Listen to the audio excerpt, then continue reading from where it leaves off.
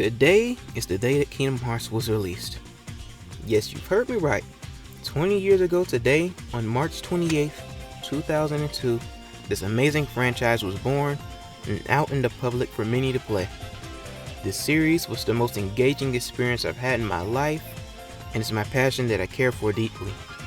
It's insane that I was 7 years old when I played my very first game in the series, which just so happened to be the underrated Kingdom Hearts Recoded on the DS. And I fell in love, and I had to dig deeper into what the series was really about. And I went to play Kingdom Hearts 1, and that experience was a grand one as well. And I was in deeper love for this amazing franchise. That is my favorite series of media of all time. In this video, I'll be going deeper in the beginning of the series with a brief analysis to Kingdom Hearts 1 to commemorate the 20th year anniversary of this amazing game and amazing series. Kingdom Hearts is a series that started from simple beginnings to becoming one of the most beloved series, beloved by millions of fans. The series had always had a unique charm with the blend of Disney and how shonen it was with the characters from Final Fantasy and original unique characters that have a big role in the series. It's still mind-blowing that this is the outcome of a pitch that was made on an elevator ride, and that the series has become such a global icon, being one of the most iconic JRPGs of all time. It's even more surprising and mind-blowing that the very first installment, Kingdom Hearts 1, still holds up greatly to this day. There are multiple instances where a game that is the first of a series may not hold up as well, but I can confirm that Kingdom Hearts 1 holds up greatly. There may be some times where the platforming and other aspects get made fun of in a joking manner, but this game is just incredible. The gameplay is very entertaining, and it has many people in the community finding every tech and secret to the combat that they can use, and it's wonderful. There's so much to the gameplay of Kingdom Hearts 1 that I'm sure none of us knows, because there's so much to experiment with, and it's just fantastic. A unique part of Kingdom Hearts 1's combat that never appeared again in later titles were the tech points. The tech points brought an interesting reward to Kingdom Hearts 1's combat, as it rewarded you for being good at the game. You could gain tech points from doing things like exploiting the enemy's weak spot, using magic that the enemy is weak to, or parrying against the enemy's attack. They gave quite a good amount of ways to give tech points, and it gets even better because all the bosses were very unique and had their own patterns of attacks, weaknesses, and more. It's also insane that Super Mario 64 was one of the leading inspirations, as the intentions of Kingdom Hearts 1 was to be a three-dimensional game with explorable worlds just like Super Mario 64. And it holds up very well in terms of the level design. Each world is a unique one with something new to explore and a different aesthetic going for it. Exploring worlds from our favorite movies was such a fun thing to do, and it still is. You have the bizarre wonderland where you get just as confused exploring this world as you would watching the actual movie. You have deep jungle where you can swing from vines, slapbox with leopards every now and then platform on hippos. You have Agrabah, which is a great world that everyone hates now because of Union Cross, and plenty other amazing worlds to come across. I remember the first time I was in Hollow Bastion, I was so confused and had no idea what was going on, because the story was getting really deeper than I originally thought that it would.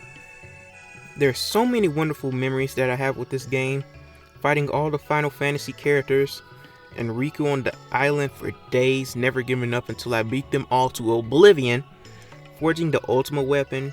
The memories are endless. I remember the time I saw commercials for the games on Disney Channel, and I was so invested by this goofy looking kid with a key and Disney characters. And the Hikaru Utada that was playing in the background, this series has changed who I am and made who I am, and continues to make me strive to be the best I can ever be. I know that's pretty deep, but that's how impactful the series was and continues to be for me. I always ramble about the series and geek out about the smallest thing concerning Kingdom Hearts, and it's just such an amazing time for this wonderful series, and it's an amazing time to be a fan to Kingdom Hearts. There's just so much more to talk about regarding Kingdom Hearts 1.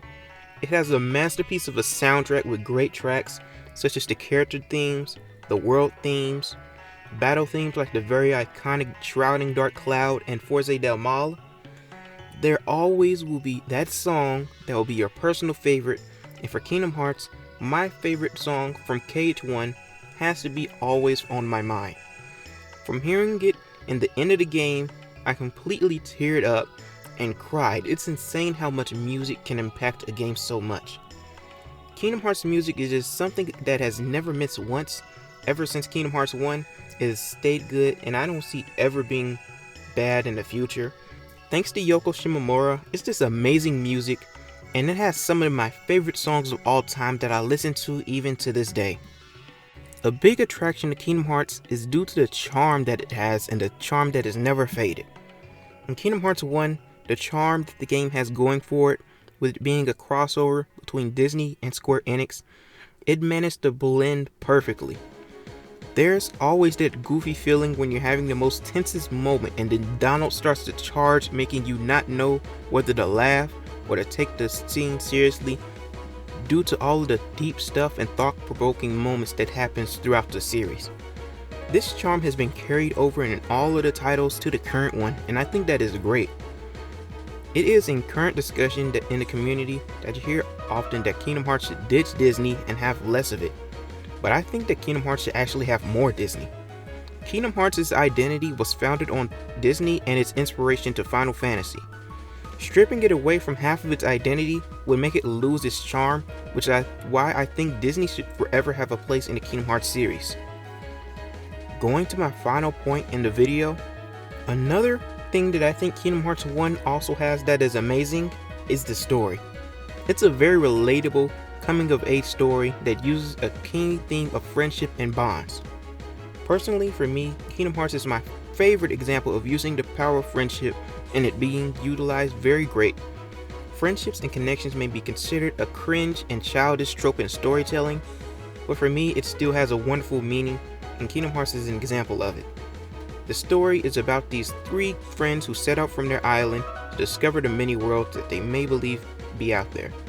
You have the main protagonist Sora, who has been stated to be considered an ordinary boy, but he has been having these weird dreams of him fighting against dark creatures known as the Heartless. You also have the mysterious Kairi, whose character is shrouded in mystery throughout the whole game, from her original world being a mystery to her being a princess also being a huge revelation in the story.